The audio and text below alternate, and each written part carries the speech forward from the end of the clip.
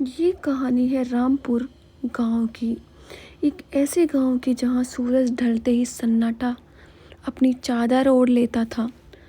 गांव के लोग शहर की चकाचौंध से दूर अपनी एक अलग ही दुनिया में रहते थे। लेकिन इस गांव का एक हिस्सा ऐसा था जहां परिंदे भी जाने में कतराते थे। वो गांव का पुराना स्टेशन। अरे भाई, ये कैसा गांव है? अभी शाम के 7 भी नहीं बजे और ऐसा लग रहा है जैसे आधी रात हो गई हो। मोबाइल का नेटवर्क भी चला गया और अब ये बिजली भी गुल हो गई।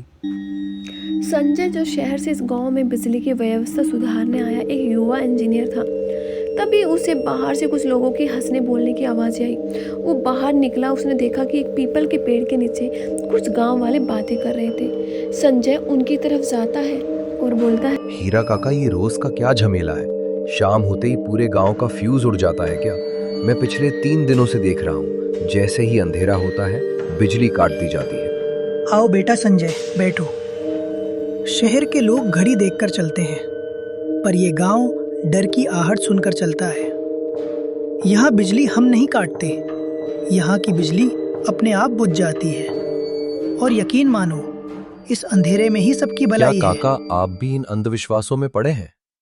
मैं कल सुबह ही उस पुराने पावर हाउस जाऊंगा और देखूंगा कि आखिर गड़बड़ कहाँ है। हो सकता है कोई तार ढीला हो या ट्रांसफार्मर पुराना हो गया। संजय की ये बात सुन के सभी गांव वालों का चेहरा उतर गया और संजय को एकदम एक हैरानी की तरह वो लोग देखने लगे और कहे, बेटा, तुम यहाँ नए हो, इसलिए तुम्हारी बातों का बुरा नहीं मानेंगे, पर एक बात गांठ बांध लो। उस पुराने पावर हाउस की तरफ जा वाला रास्ता मौत का दरवाजा है। वो रास्ता उस कुएं के पास से होकर गुजरता है जहां सालों पहले एक हादसा हुआ था। वो जगह अब इंसानों की नहीं रही। वहां हवा भी रुक जाती है और परछाइयां अपने आप चलने लगती हैं। गांव वालों की ये बात सुन के संजय वहाँ से चला जाता है और वो ये सोचता है कि ये गांव वाले एक नंबर के कामचोर है। वो अपने कमरे में जाके सारे खिड़की दरवाजे बंद करके, वो थका हुआ था इसलिए वो सो जाता है। संजय जैसे ही सोने की कोशिश कर रहा था, उसे ऐसे लगा खिड़की के पुराने शीशे खड़खड़ा रहे थे। संजय ने सोने की कोशिश की, पर उसे बार बार ऐसा लग रहा था जैसे कोई उसके कमरे के बाहर नंगे पैर चल रहा हो और उसे जैसे छन छन की आवाज़ आ रही हो, जैसे कोई गीले पैरों से बरामदे में टहल रहा हो। संजय उठा, उसने दरवाज़ा खोला और बाहर जाकर उसने देखा।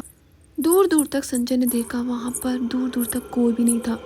तभी उसकी नज़र वहाँ पे एक औरत पर पड़ी जो कि उसके हाथ में लालटेन थी और इतनी रात को वो कहाँ जा रही थी, वो भी इतनी सुनसान जगह पर। ये देखकर थोड़ा सा संजय को अजीब लगा, लेकिन फिर उसने सोचा कि कोई गांव की महिला होगी और वो ये देखकर वो फिर से कमरे में आता है और वो फिर सो जाता है। जैसे ही संजय सोने की कोशिश करता है, उसको उसके गेट पर ऐसा लगता है कि उसका गेट कोई लॉक कर रहा हो और उसको आवाज़ लगाता है, साहब, क्या आप मेरी मदद करेंगे? मेरी माँ बहुत बीमार है। ये सुनते ही संजय हड़बड़ाकर उठ जाता है और वो गेट खोलता है। संजय के सामने एक औरत खड़ी थी। वो अपना चेहरा नहीं दिखाए हुए थी, उसका चेहरा घूंघट में डूबा हुआ था।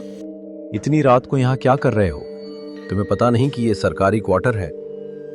साहब, माफ करना, मेरा नाम सुलेखा। मैं पास के ही खेत वाले घर से आई हूँ। मेरी माँ मेरी माँ की तबीयत बहुत खराब है। उन्हें तेज बुखार है और सांस लेने में तकलीफ हो रही है। इस बारिश में कोई मेरी मदद नहीं कर रहे। सबने अपने दरवाजे बंद कर लिए हैं। साहब, मैंने सुना है आप शहर से आए हैं। आपके पास दवाइयाँ होंगी, कृपया मेरे साथ चलिए। देखो सुलेखा, मैं डॉक्टर नहीं हूँ। मैं तो यहाँ बिजली का काम देखने आया हूँ। पर हाँ, मेरे पास प्राथमिक उपचार की किट है। तुम डरो मत, मैं लेकर आता हूँ। क्या तुम्हारा घर बहुत दूर है? नहीं साहब, बस उस पुरानी पगडंडी के पार जहाँ वो पुराना कुआं है। हम पगडंडी से जाएंगे तो जल्दी पहुँच जाएंगे।